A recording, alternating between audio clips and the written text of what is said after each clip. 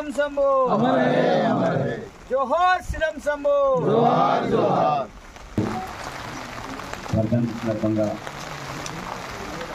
మరి ఈ కార్యక్రమానికి వచ్చిన వారు నమస్కారం తెలియజేస్తూ మరి ఈ కార్యక్రమంలో మరి దుర్గ సంతోష్ గారు వారి తరంగి కొంత వారి యొక్క పూర్వ ఫోటోలు కావచ్చు అదేవిధంగా వాళ్ళ చరిత్ర కావచ్చు తెలుసుకొని వారు ఈ పుస్తకాన్ని ఆవిష్కరణ చేశారు. అంటే వాళ్ళు చేయడం అనేది జరిగింది. సంతోష్ గారికి కూడా మనస్ఫూర్తిగా ధన్యవాదాలు తెలియజేస్తున్నాను. నిజంగా చాలా బాధపడిన విషయం.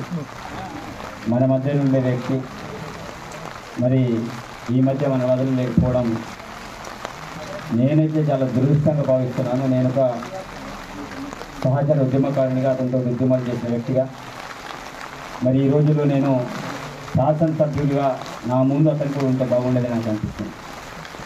ఎందుకంటే అతని ఆశయం వేరు, అతని లక్ష్యం వేరు. ఆ ఆశయం వైపు నిస్వార్థ ఉద్యమ నాయకుడిగా ముందుకెళ్ళిన వ్యక్తుల్లో చిదంబరం తమ్ము గారి విషయం అందరికీ తెలుసు. మనం ప్రతి వర్ధంతి కార్యక్రమాలు కావచ్చు, జయంతి కార్యక్రమాలు కావచ్చు, అతని గురించి గుర్తు చేసుకుంటూ గతం ఏదైతే చేసిన పోరాటాలను మనం గుర్తు చేస్తున్నాం. అతను చేసిన పోరాటాల్లో ఎక్కడ కూడా ఎవరిని కూడా ఇబ్బంది పెట్టకుండా అందరినీ సమానమైపు చేస్తూ ఒక చిరునవ్వు నవ్వుతూ మరి అందరినీ కలిసిపోయే పోయిత్వంలో అతను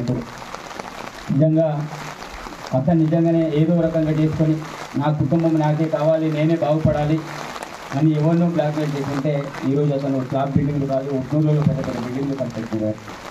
కానీ ఈ రోజుల్లో కూడా కేవలం గతంలో ఇచ్చిన ఇంటిలో మాత్రమే ఉండడం, ఉట్నూరు కేంద్రంలో ఎలాంటి ఆస్తులు లేకపోవడం, ఉన్నటువంటి భూమి కోసమే ఆ భూమి కోసమే అతను చేసిన పోవడం, నాకు భూమి ఉంది కదా నా బతుకు నేను బతుకుతనే కాకుండా ఇతరులు కూడా ప్రతి పేదవాడికి భూములు ఉండాలి, వాళ్ళందరూ కూడా హక్కులు కావాలని మూడు భూములలో కోసం పోరాటం చేసిన వ్యక్తిగా మరి గుర్తింపు పొందిన వ్యక్తి.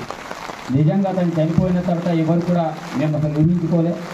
అట్లాంటి క్రమంలో అతను మన మధ్య లేకపోయిన వాస్తవంగా ఇలాంటి ఉద్యమం